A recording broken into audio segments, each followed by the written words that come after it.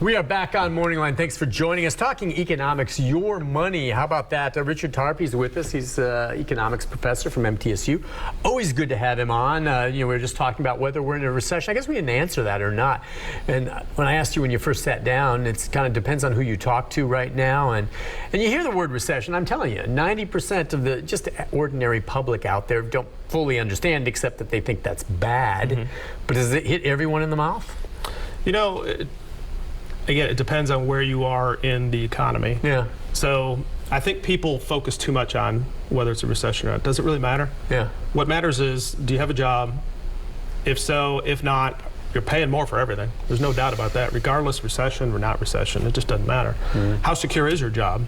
So the challenge, the fear of recession, of course, is if the economy contracts enough, companies start laying off, and we touched upon that. And then you have the high unemployment, which really... Then you have problems that affect everything, right? So right now, politically, everybody is surviving well because people aren't losing their jobs. Mm-hmm. Once people start losing their jobs, then it all goes nuts. Yeah, because as they always say, and I'm glad you mentioned politics, people vote their pocketbook, I mean, ultimately they do. There's other reasons, but really, how you doing? Are you doing okay now, or is it no? And so that's not an issue yet.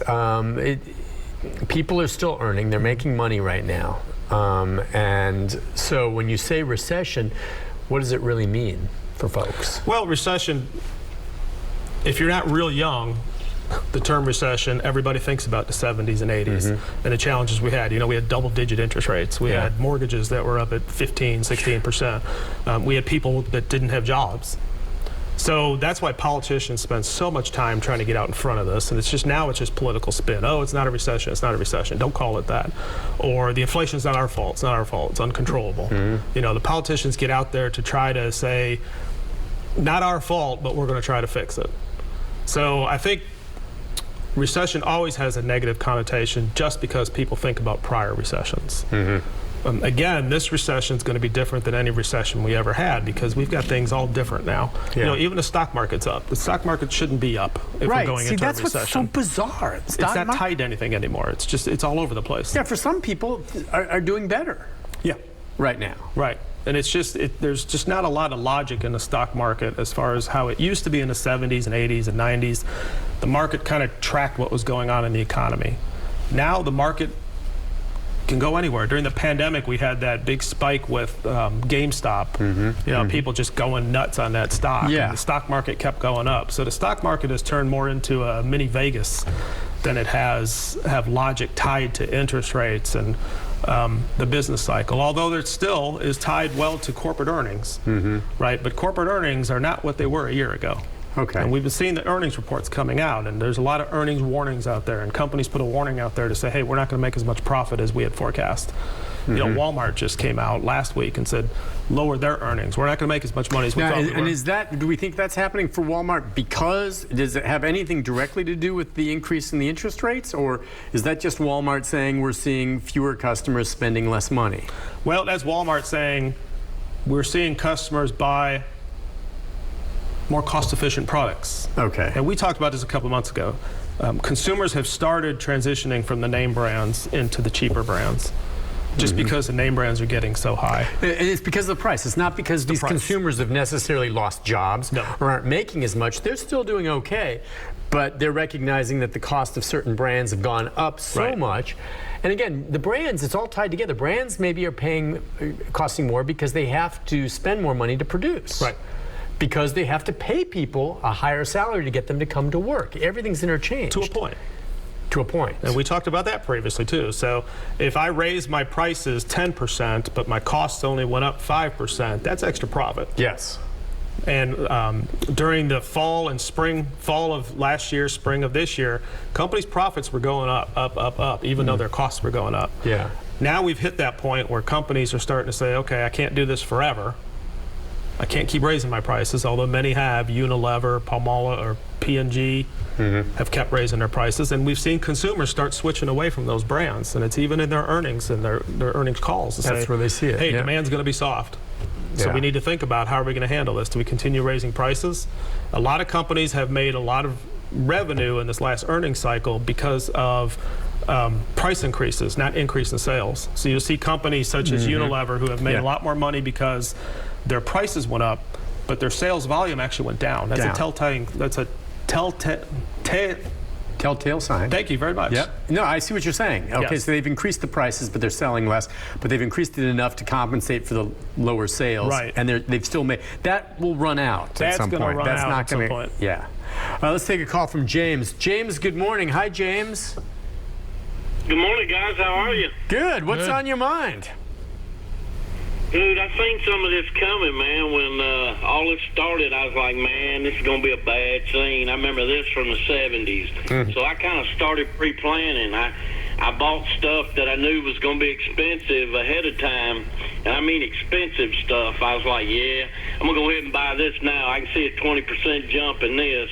And I bought stuff in other stores that are, God, ain't even a third of the cost. And Aldi's, I'm sorry, Aldi's is one of the best stores to shop in. Walmart is good, but if you want some good products, cheap, Aldi's. Yeah. Good for you. Now, see, James, he remembers, and he saw some of this coming, and I don't know, I guess I didn't ask him what some of the larger products are that he purchased ahead of time, but he's right. Now, so Aldi's is a place that's probably seeing a spike. My wife hits Aldi's. Yeah, well, I've been to Aldi. Aldi's has different off-brands you don't find any place else or something, and a lot of what they sell is just great. But it's not just Aldi's. It's all the discounters. Right. There's Ollie's, there's Aldi's. Aldi's obviously for food. There's the Marshalls, Home Goods. Oh, yeah, all TJ those Maxx, stores. TJ places Maxx. like that, Ross, all of those are kind of, so what happens to stores like Nordstrom? Well, they're, the big department stores have been suffering for years. Yeah. As people have gone online and bought stuff. But, Sure. I mean Nordstrom even online, but going and buying, the name product, brand. Yeah. Well, that's starting to, that has leveled off. Okay. Right? And especially as prices keep going up and people start feeling it in their pocketbooks, first thing we cut on is the luxury items, the expensive items that we can do without. Right? So then we start looking at cheaper replacements. So when someone sits and looks at their own situation, they're sitting here watching the show this morning and they're like, all right, what is my situation and what I should do? When you sit and look, I mean, you have a job at MTSU and you've done well, and I have a job here for now anyway at Channel 5. I look at my situation. What should people try to assess moving forward for themselves on maybe kind of like what James was talking about, preparing or insulating in some way from whatever may come? Well, it all depends on, again, where you are. So if you have a job. If you have a job and excess money, then you're probably not looking too hard for the discounts. Yeah, if you have a job, but you're living paycheck to paycheck, like a lot of people are, it's, you're one or two paychecks away from really having a problem if you were to lose it. So. But maybe you were getting by, but now all of a sudden you're seeing everything's costing a little more. So as you said, you're buying cheaper products. You're buying cheaper products. Right. Okay, you think ahead that way. Do people then at this point start trying to save a little bit more for a rainy day? I would think they would try. If they can. Yeah, if they can. So, a lot of people aren't that disciplined either. They'll spend, then we're in trouble. Yeah. Right? So it really is, how well will people budget themselves? How well will people try to save? Savings was way up. We've seen that consumer savings have gone down over the last 12 months because people are spending their money. They've been able to get out, they go travel. Yeah. Travel obviously hasn't taken a hit yet. No, like I said, again, I don't, I have not seen it. Now, I know there's people out there saying, Nick, I'm having trouble putting food on the table. That may be issues if you've lost your job. But people are spending money. I'm sorry. I just do not see people all of a sudden, they're working. They've got money to travel. It's off the charts. So you've said the key point. They're working. Yeah. That's so the key. Again, unemployment's 3.6%. It's really not 3.6%. It's a little higher, right? Pew Research estimates it's closer to 6% because we have a lot of people who are able to work who just choose not to work. Right. There's a point where if I'm not getting by anymore, I can't pay my bills, I'm not going to choose not to work anymore. I'm going to have to go back into the labor force and get a job. And when they go back, then a lot of these jobs that we see that are available one way or the other start drying up and going away. Problem is a lot of people don't want to go into low-paying jobs anymore. Right.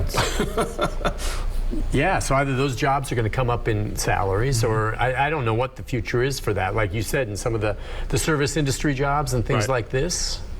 You just wonder what the future is for some of these places when they ultimately cannot get people to work there anymore. Right. Well, like you said, they're going to have to raise their wages. How much can I raise my wages and still make a profit? I see more automation. They're going to come for ways where you're going to go into some fast food joints at some point. It's all going to be right there on a kiosk, and there's going to be some conveyor belt, and maybe one or two people in the back, and that's it. Right, and that's the risk. The more you automate, then jobs go away. But the jobs go away. But if they're jobs that no one's going to take anyway, so you're not losing anything, are you? Well, at some point, people will take the job if they have no money. Yeah. So the more you automate, what you really do is you raise the skill level of future jobs. So if I automate all these jobs, when I create new jobs, I'm not going to be creating those low-paying jobs anymore. Now I'm going to be creating jobs that have to run the automation, create the automation. Those are high-paying, skilled jobs that require education. And isn't that where it ties in? You talk about people not wanting to take these lower-paying jobs. But I mean, the reason sometimes they're lower paying is because they really don't require any special skills. Anyone can do them for the most part. They're noble jobs like anything else, hard work, but it's something that, look, anyone can do it. So it's not like you have to have some special skill and special training, so we don't have to pay you as much, which makes sense, doesn't it? It does.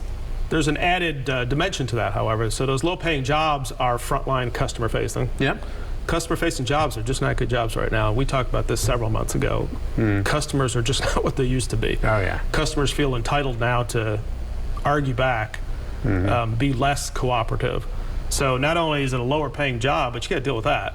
Yeah. That's a stressful job every day for 8 hours. It is, and it's just so interesting. Yeah, we'll go to a break on that. If you're one of those people, I got nothing for you. I mean, I'm in line, and sometimes it's waited a while, and I am always so polite.